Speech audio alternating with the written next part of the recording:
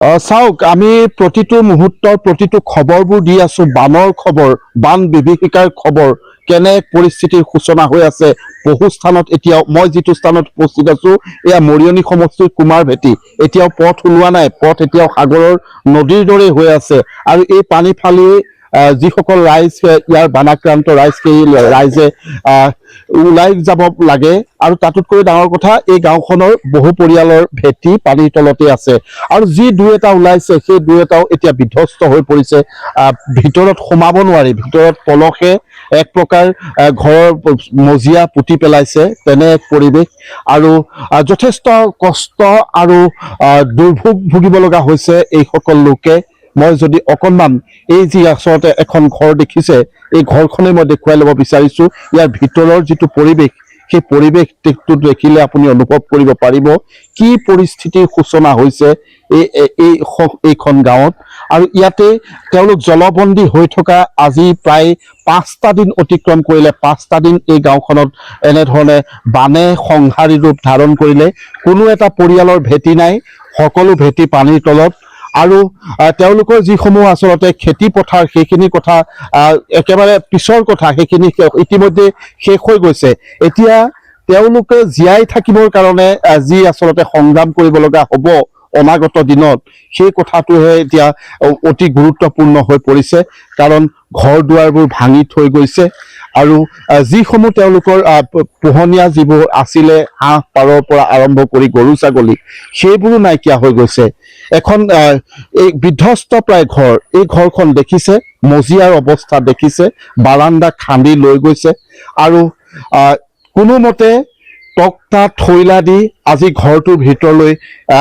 পৰিয়ালৰ লোকসকল সোমাইছে যথেষ্ট কষ্ট আৰু সেই কষ্টৰ মাজেৰে তেওঁলোকে সময়বোৰ পাৰ কৰিছে আপোনাৰ কি গাঁও সুখ নেকি গা সুখ মানে হেৰি কাৰেণ্টত লাগিছিলো হাত দুটা ভাঙি গৈছিলে এতিয়া ভাল পোৱা নাই মই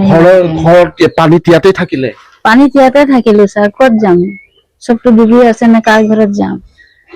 ল'ৰা ছোৱালী লৈ পেলাই কাৰোবাৰ ঘৰত থাকিবও নোৱাৰি এতিয়া ভেটিটো ওলাইছে আজি ভেটিটোহে পাৰি কিবা কিবি দি লৈছে আৰু সেই পাছফালে পাকঘৰটো নাই লোৱা নেকি তেনেকে আছে মই অকণমান ভিতৰৰ মোৰ সতীৰ্থৰ ভিতৰখন দেখুৱাব চাওক চাঙৰ ওপৰত চাং পাতি ইয়াতে এইসকল লোক থাকিলে আৰু ঘৰৰ আচবাব বস্তু সকলো ইতিমধ্যে পানীত নিশেষ হৈ গৈছে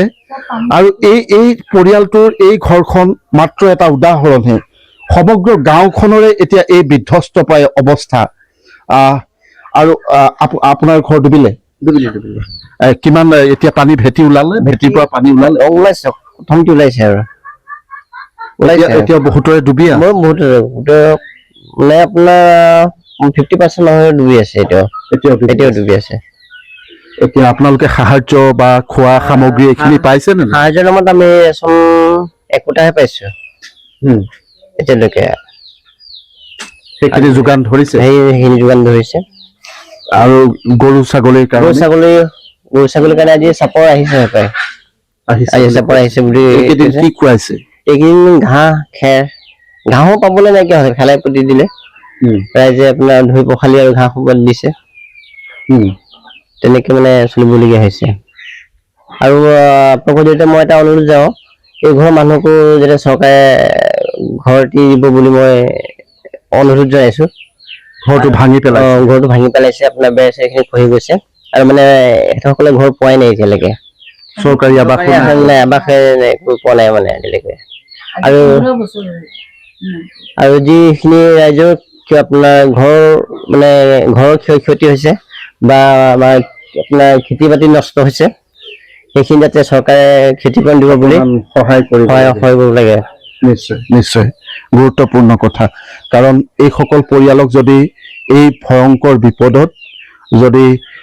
চৰকাৰে অকণমান সহায়ৰ হাত আগনবঢ়ায় তেওঁলোকে কিন্তু